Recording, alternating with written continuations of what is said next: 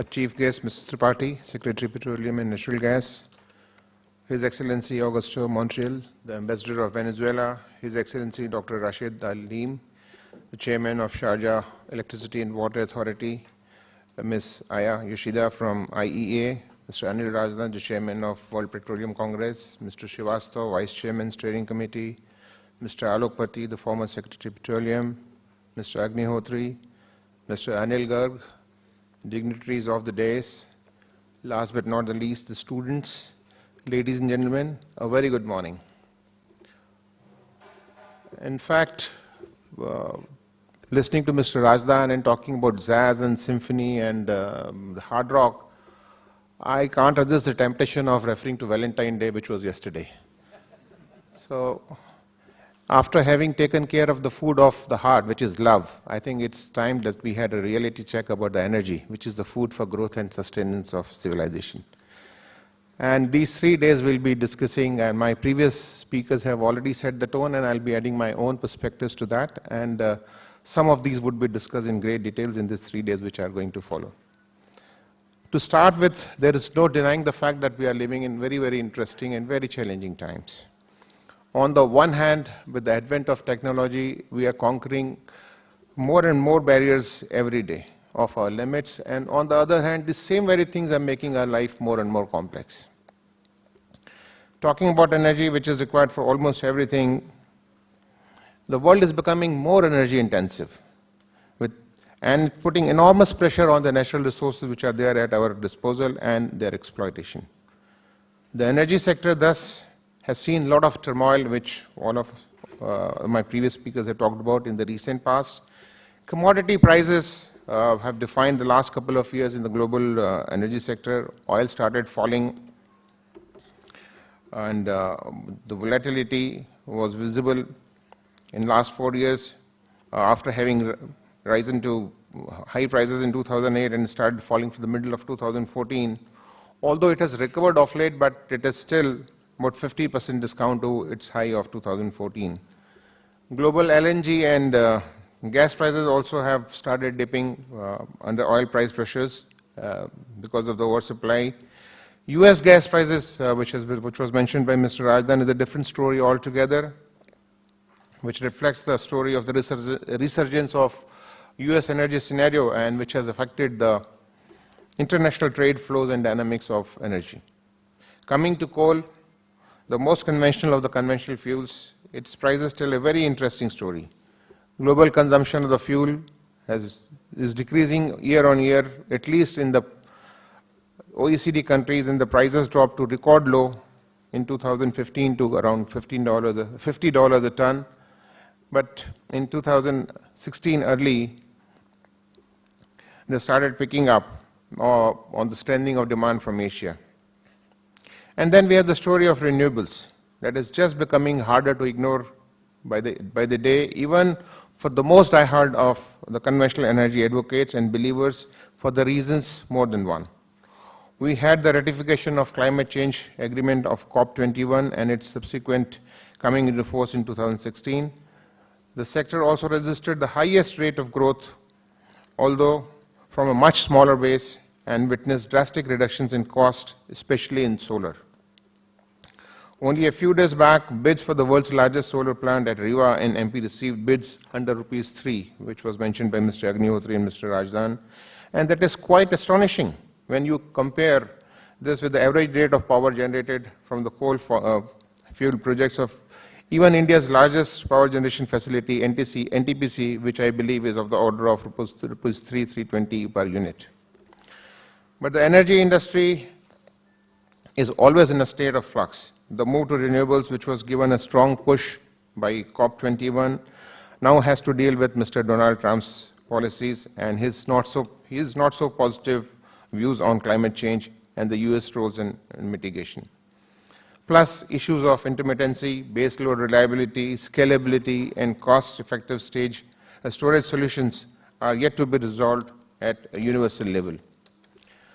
While there remains hardly any doubt that new forms of energy will play an increasingly important role in the energy markets of many countries in terms of policy directions as well as supply diversification, It will be too early to discount the continuing centrality of the conventional fuels, oil, gas, and coal in the tomorrow's energy universe. What is clear is that the demand of energy is going to increase, and the way those energy needs are provided for will vary from country to country, depending on the energy availability, strategic priorities, stage of economic development, and population pressures, among others. For example, in the US, natural gas has really disturbed the share of coal in power generation in a big way because of its abundance and at prices which are quite competitive. That it also helps them to move towards a cleaner energy economy is a bonus.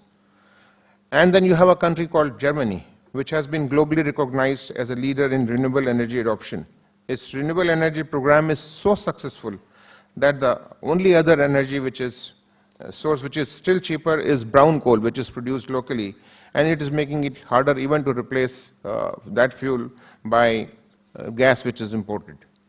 Speaking of the global energy mix, which is today dominated by fossil fuels world over, of the order of 85%, they'll continue to cater to majority of world's energy demands even in 2035. This is as per the British Petroleum Outlook.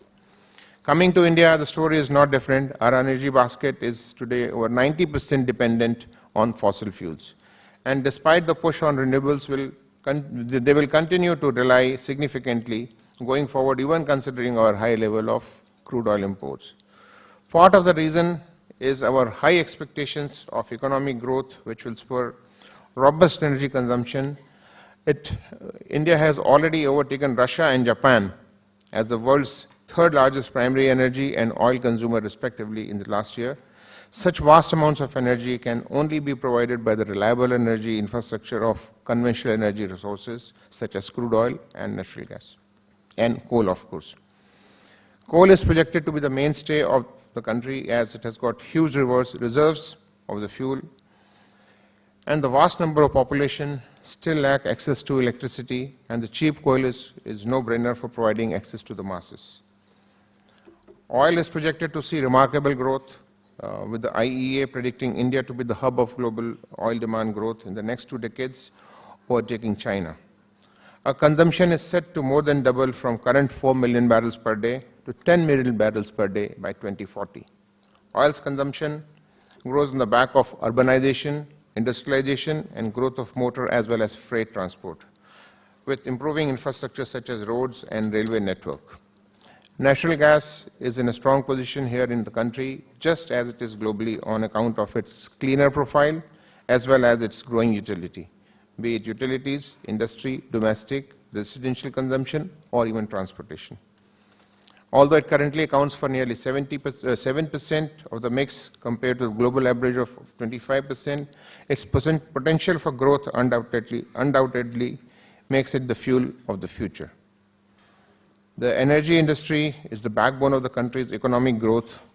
To tap the economic potential of our country and its economy, energy companies must be the enablers of this change and hugely important transition. But like any other sector of the economy, monetization of coal, oil, and gas reserves will need government support and the right set of policy and fiscal framework, from pricing to allocation to marketing.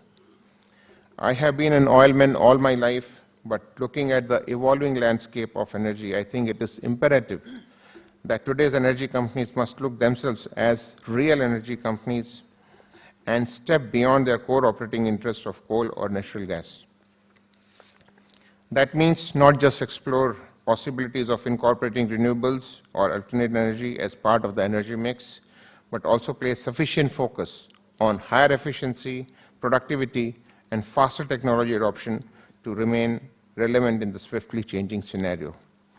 Ladies and gentlemen, I have been a regular participant of this conference for the last 3 years, and before I step down, let me compliment the organizers for cobbling up a very good program year after year, and I wish this conference a thundering success. Thank you.